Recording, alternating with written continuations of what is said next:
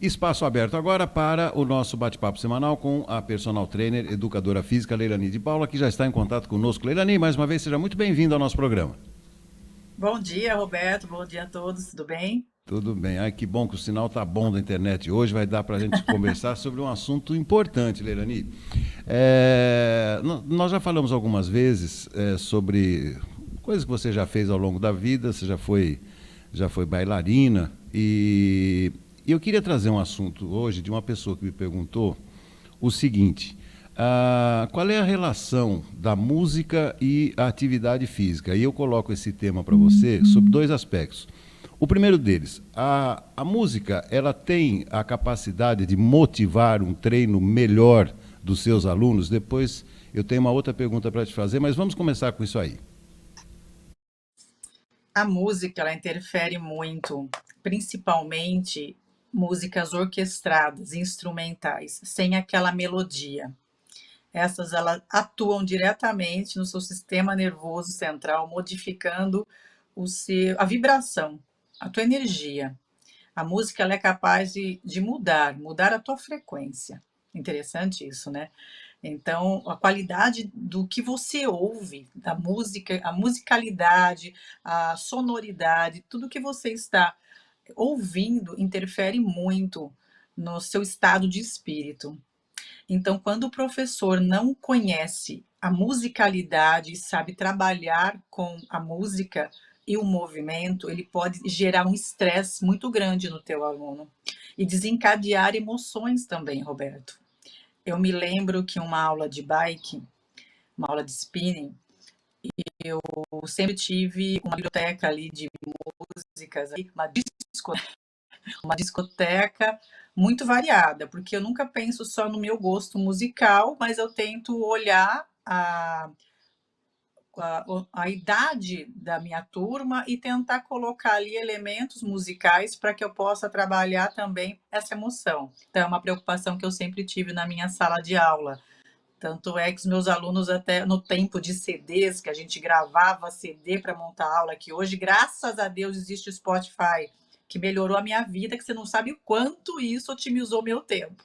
Porque antes, você se lembra, a gente tinha que baixar música, fazer CD. Olha, só quem já viveu há 20 anos atrás dentro de academia sabe o quanto a gente andava com cases, de fitas, virava lá na caneta Bic, e tinha que ficar escutando, às vezes, um lançamento na Jovem Pan, na rádio da cidade, para poder ali gravar uma música nova e levar isso para a academia e fazer uma coreografia de step ou aeróbica. Então, hoje, nós temos essa bênção na nossa vida que foi o Spotify, onde eu posso buscar essa discoteca de vários anos aí, anos 60, 70, 80, e posso brincar com essa emoção dentro da minha aula. E voltando a falar, na minha aula de bike, eu lembro que eu coloquei uma música de volta calma, que seria um esfriamento do corpo, e aquela música mexeu com o meu aluno demais. Era uma música linda, Capital Inicial, e aquela música, ele saiu da aula chorando. Começou a chorar, chorar, chorar e saiu. E eu falei assim: meu Deus do céu, ele não gostou da minha música, o que aconteceu? E justamente aquela música foi a música que tocou. Infelizmente, ele sofreu ali um sequestro, e no cativeiro dele, essa música tocava em determinada hora, porque só ficava numa rádio. Então aquilo deu um gatilho nele no meio da minha aula. Então aquilo me chamou muito a atenção, o quanto isso mexe com a emoção de um aluno. E eu, lógico que eu acredito que até nada é por acaso, eu mexer nessa emoção e ele ter essa sensação, não que isso seja ruim, mas o quanto o poder da música pode, sim, interferir no estado de espírito, na emoção do teu aluno, e o quanto nós, profissionais de educação física, de movimento, precisamos conhecer a musicalidade, entender da melodia que está sendo ali falada na música, para que você veja o que você está propagando. Porque se você observar a melodia, não condiz, é incongruente com os teus valores ou com aquilo que você gostaria de ensinar aos teus alunos. Se eu colocar uma música de funk na aula, será que está sendo congruente com a minha postura e tudo aquilo que eu valorizo da mulher. Então eu tenho que pensar assim, não é porque o ritmo é da moda, porque a batida é legal eu tenho que usar aquela música porque é uma música da moda do momento. Então eu sempre tive essa preocupação. Então ela pode interferir sim no estado do meu aluno, no estado mental, no estado psíquico, na energia daquele momento. Então existe uma grande preocupação e é uma preocupação que eu tenho por ser bailarina clássica, eu sempre ouvi muita música instrumental, muita música clássica. E esse tipo de música, que é o que nós deveríamos ouvir para relaxar e para o teu cérebro liberar dopamina, porque é essa música que é capaz de driblar a sensação de depressão, é essa música que vai atuar no seu sistema nervoso e capaz de mudar porque ela já tem estudos comprovados o quanto isso interfere e quanto isso muda a sensação do seu corpo e libera neurotransmissores que vão fazer a sensação de bem-estar. Então não é qualquer música que vai te relaxar. Tem músicas que, muito pelo contrário, ela vai te agitar, ela vai te deixar no estado eufórico. Então, nós temos que tomar esse cuidado, sim. É muito interessante isso, né, Roberto? O quanto a música pode interferir no seu estado emocional. Deixa eu te fazer uma pergunta antes daquela outra que eu ia te fazer. Na sua formação, vocês têm esse tipo de estudo? Isso aí é comprovado cientificamente? Como é que funciona isso? Como isso é passado para os alunos? Olha, não tem, nós não aprendemos a usar a musicalidade, pois deveríamos. No tempo de faculdade, eu lembro que eu dei uma aula para os iniciantes na educação física na Unimep, para ensinar o que era oitava musical. Eu fui chamada para dar uma aula de ginástica de academia e ensinar o que seria estrofe musical, o que é oitava musical. Por quê? Porque para você montar uma coreografia, não é simples assim, bota a música ali e dança. Não, a música ela tem toda a sua oitava, ela tem as estrofes, e cada oitava você tem que criar um movimento em cima disso. São oitavas musicais e aquele determinado movimento para cada oitava musical. Então, existe sim toda uma regra para criar uma coreografia. Isso se estende para aula de dança, para aula de step, para qualquer aula onde coloque o seu movimento. Tem que ter um movimento harmonioso e uma música para que você siga o compasso. Então, mas isso, infelizmente, não se aprende na faculdade. Eu dei essa aula no tempo de faculdade para os alunos do primeiro ano, me lembro disso, porque realmente as pessoas têm que aprender mais ou menos na raça, e é onde isso, se você não tem, se você não sabe tocar um instrumento musical, se você já não vivenciou isso ali na sua primeira infância, na sua adolescência, fica muito mais difícil você ser um professor coordenado dentro da música. Eu tive essa experiência de ser bailarina clássica e onde faz toda a diferença saber trabalhar com a música, porque eu já fui disciplinada na oitava musical desde os 6 anos de idade. Mas eu sei que tenho amigos da nossa profissão de ginástica que não conseguem entrar no ritmo da música nunca. Por quê? Porque isso não foi estimulado. O seu cérebro não consegue colocar o movimento dentro da oitava. E realmente isso tem que ser aprendido lá na primeira infância para que você tenha esse ouvido aguçado e ainda produzir um movimento em cima disso. E se você observa o que difere um professor do outro, o que faz uma aula ser mais motivante do outro, é a coerência da coreografia dentro da música certa, a melodia, tudo isso faz toda a diferença. Interessante. Você está falando isso, eu tô me lembrando, algumas academias que elas não têm as TVs nas paredes, elas, de fato, você entra assim na academia, já existe uma música de fundo. Mas então eu queria te fazer uma outra pergunta também nesse sentido de motivação. E existe também aquele aluno que gosta de ficar se distraindo vendo televisão. Eu sempre fui muito crítico disso, Leilani, porque eu acho que distrai demais, aí a pessoa pode perder lá, sei lá, o ritmo, ou se estiver numa esteira, pode até cair num caso desse aí. O que você tem a falar sobre a televisão, então? Como eu falo muito do treinamento físico e comportamental e você integrar o teu corpo e tua mente no movimento e você estar numa respiração consciente e sentir o que você está fazendo e não simplesmente estar ali no automático, o rato dentro da gaiolinha lá, só rodando naquela mesma rotina dele, sem pensar para onde eu vou, o que, que eu estou fazendo, né?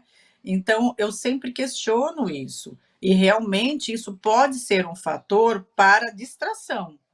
Agora, se você está na sua casa, está com uma bike ergométrica ou uma esteira ali na sua casa, botar uma TV, assistir um filme enquanto eu faço minha atividade física, ok, super válido.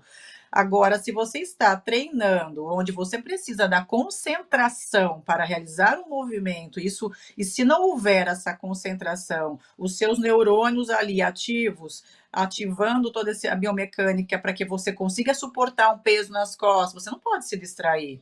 Então, tudo isso você pode colocar em risco a tua saúde. Se agora a questão da esteira elétrica, você se distrai olhando para a TV e de repente dá um passo em falso ali, você pode tropeçar, pode cair. Então, eu oriento os alunos a estar o mais conectado possível. E aquele momento, ele não tem que ser como se fosse academia bater cartão. Ah, eu vou lá, tá pago, tá pago. Como se fosse um sacrifício. Ah, Deus que me livre, já acabou, deixa eu ir embora. Aquele momento é um momento de autocuidado, é um momento que você tem que estar conectado com você.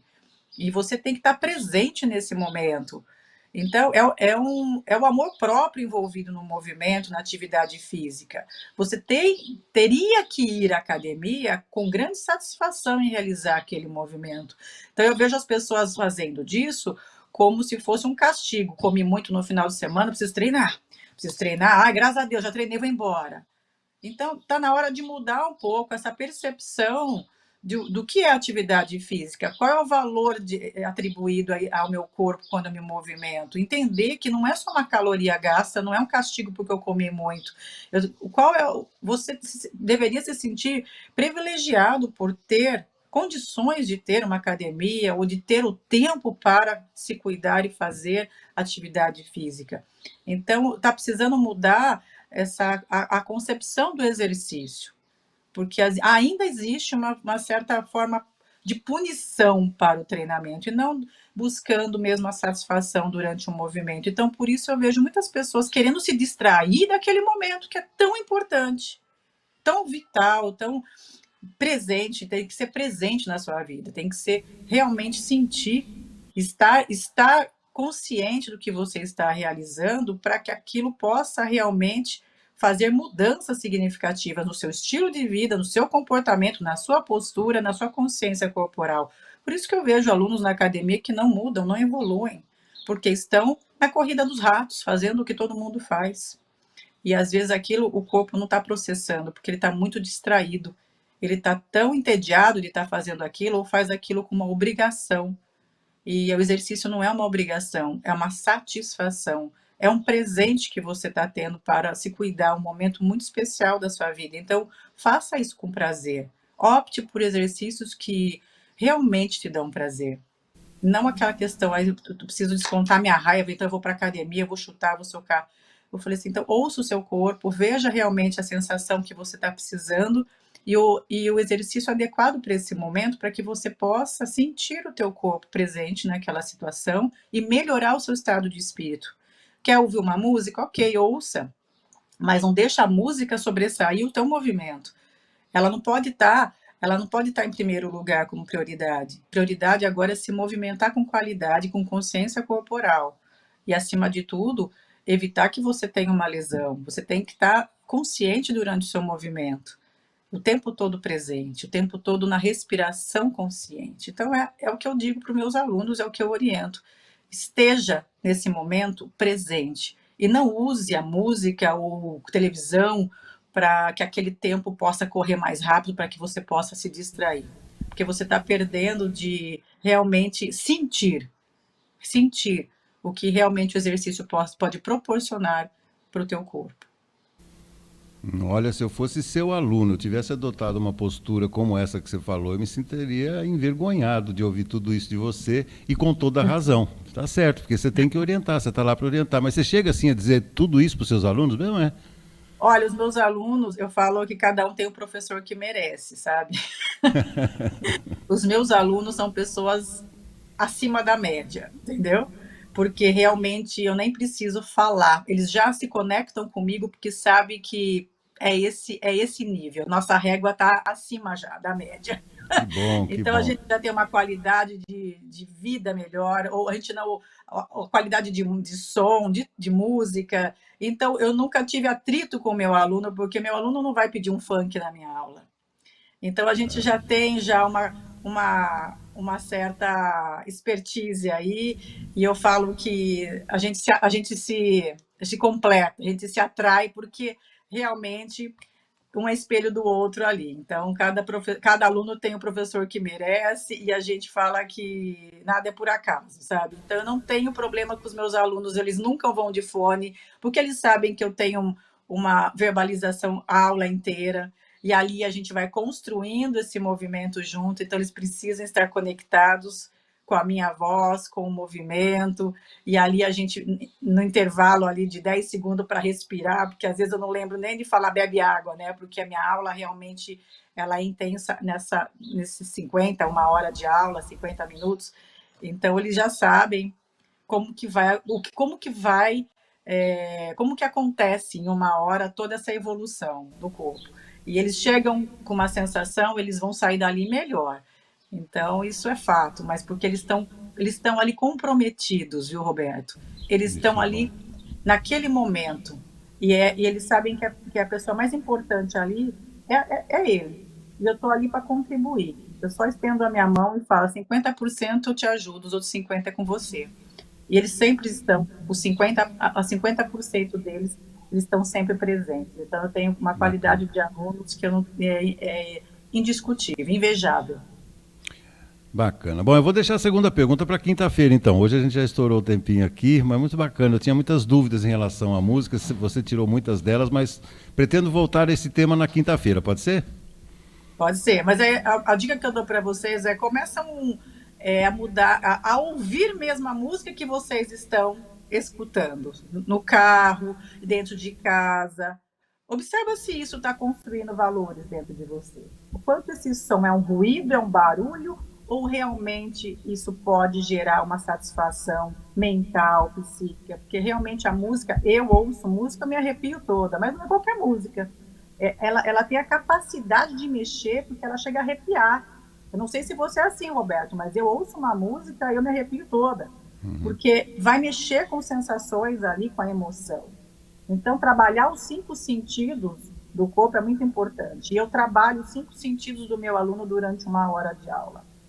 Então, isso é importante, trabalhar essas questões.